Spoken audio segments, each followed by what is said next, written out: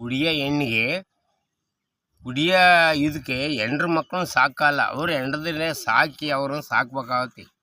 100 ರೂಪಾಯಿ ಇದ್ರೆ ಸಾಕು, ರಾತ್ರೆಲ್ಲ ನಿದ್ದೆ ಕೊಡಲ್ಲ. ಕೂಲಿ ಮಾಡ್ಕೊಂಬಂದು ಹೆಣ್ಮಕ್ಳುಗಳು ಅವರು ಇವತ್ತು ಲೈಫ್ನಾಗೆ ಗಂಡಸರು ದುಡ್ಡಿಲ್ದಲ್ಲಿ ಈಲ್ಡ್ ಆಗಿಬಿಟ್ಟವ್ರಿ ಬರೀ ಕುಡಿಯೋ ಹೆಣ್ಣಿಗೆ. ಇವತ್ತು ಪ್ರಪಂಚ ಏನಾಗೈತಿ ಅನ್ನೋದ್ರೆ ಕುಡಿಯೋ ಈಲ್ಡ್ಗೆ ರೈತರುಗಳು ಬಡವರು ಶ್ರೀಮಂತರು ಕುಡಿಯಲ್ಲ.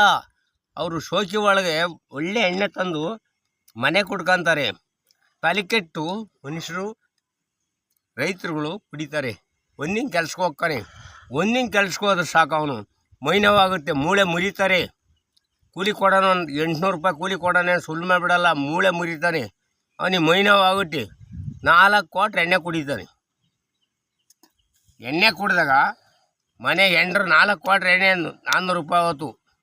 ಬೀಡಿ ಬೆಂಕಿ ಪಟ್ಟ ಒಂದು ಇನ್ನೇನೋ 106 ಚಟ ಇರ್ತವೆ. ಅದಕ್ಕೆಲ್ಲ ತಪ್ಪಸ್ತರು ಗೌರ್ಮೆಂಟೇ ಇದಕ್ಕೆ ಲೆಕ್ಕ ಇರಬೇಕು.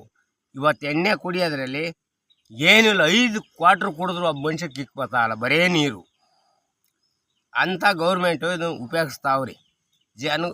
ಶ್ರೀಮಂತರು ಎಲ್ಡಪ್ಟಿಯವ್ರು ಮನೆ ಕಟ್ಟಿರೋರು ಯಾರು ಕುಡಿಯೋಲ್ಲ ಎಣ್ಣೆ.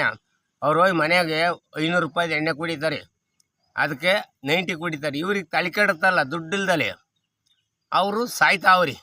ಹೆಂಡ್ರು ಮಕ್ಕಳು ಬಿಡೋಣ ಅಂತ ಈಲ್ಡ್ ಮಾಡಿಬಿಟ್ಟವ್ರೆ ಗೌರ್ಮೆಂಟು. ಇದು ಈಲ್ಡ್ ಆಗಿಬಿಟ್ಟಿದೆ. ಬಡವ್ರನ್ನ ಸಾಯಿಸೋದೇ ಗೌರ್ಮೆಂಟು.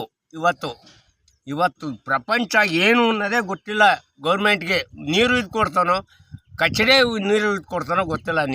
ಎಣ್ಣೆ ಈಲ್ಡ್ ಆಗಿಬಿಟ್ಟವ್ರಿ. ಅವ್ರಿಗೆ ಈಲ್ಡಿಗೆ ಬೆಳಿಗ್ಗೆ ಒತ್ತುಟದ್ದು ಕುಡಿದ್ರೆ ಅದ್ರ ಕೈಕಾಲು ನಡುಕ್ತಾವೆ. ಅದೇನಕ್ಕೆ ಕೆಮಿಕಲ್ಸ್ ಹಾಕ್ತಾರೋ ಗೊತ್ತಿಲ್ಲ ಎಣ್ಣೆಗೆ.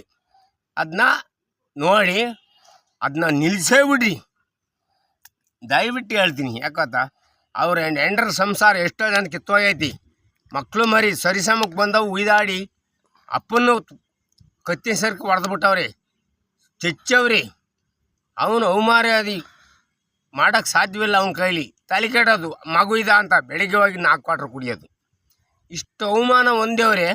ಇದಕ್ಕೆ ನೀವು ದಯವಿಟ್ಟು ಗೌರ್ಮೆಂಟು ಸ್ವಲ್ಪನ ಅದಕ್ಕೇನು ತಾಳ್ಮೆ ಕೊಡ್ತಿರೋ ಏನು ಕೊಡ್ತಿರೋ ಗೊತ್ತಿಲ್ಲ. ಇಷ್ಟು ಸೋತೈತೆ ರೈತರುಗಳು. ಬಡವರೇ ಸೋತಿರೋದು, ಶ್ರೀಮಂತರು ಯಾರೂ ಸೋತಿಲ್ಲ. ದುಡ್ಡು ಬರೋಣ ಯಾರು ಒಳಗೆ ಹೋಗಿ 500 ರೂಪಾಯಿ 1 ಕ್ವಾಟ್ರ್ ಎಣ್ಣೆ ಕುಡಿತಾನೆ, 3 ದಿನ ಕುಡಿತಾನೆ 1 ಕ್ವಾಟ್ರ. ಇವತ್ತು 2000 ರೂಪಾಯಿ ಕೊಟ್ಟರು ಅವನಿಗೆ ಕಿಕ್ ಬರೋಲ್ಲ. ಎಣ್ಣೆ ಕುಡಿತಾನೆ, ಉಯ್ದಾಡ್ತಾನೆ. ಮನೆಗೆ ಹೆಂಡ್ರತಾವ ಜಗಳ, ಮಕ್ಕಳ್ತಾವ ಜಗಳ. ಪೂರ ಜೀವನ ಹಾಕೋ ನನ್ನ ಕಣ್ಣಿದ್ರಿಗೆ ಮಾಡ್ತಾವ್ರಿ.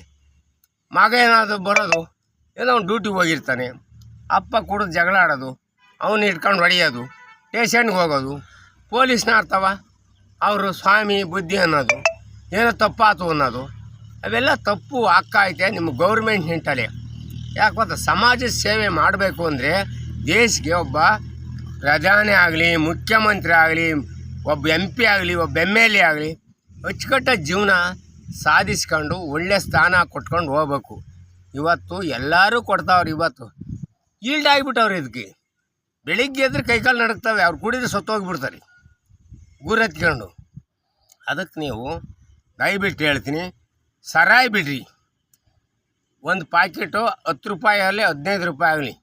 ಇವತ್ತು ಎಣ್ಣೆ ಮಾರ್ಕೆಟ್ ರೇಟ್ ಅದು 50 ರೂಪಾಯಿ ಎಣ್ಣೆ ಅಂಗಡಿಲಿ.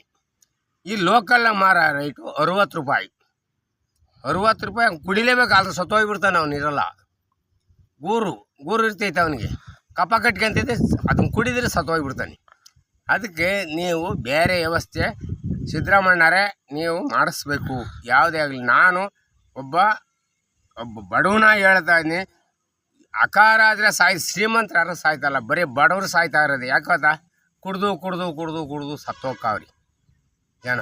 ಜಗಳ ಆಡೋದು, ಸ್ಟೇಷನ್ಗೆ ಹೋಗೋದು, ಮಗನ ಕೈಯೋ ಕಾಲ ಕಡಿಯೋದು, ಅಪ್ಪನೇ ಕಡಿಯೋದು, ಮಗನೇ ಕಡಿಯೋದು, ಇವೆಲ್ಲ ತೊಂದರೆಗಳು ಸಿಕ್ಕಾಬಟ್ಟೆ ಹಾಕಾವಿ. ಅದನ್ನ ದಯವಿಟ್ಟು ನೀವು ಒಳ್ಳೇದು ಮಾಡಬೇಕು. ನಿಮ್ಮ ಪಾದ ನಮಸ್ಕಾರ ಮಾಡ್ತೀನಿ.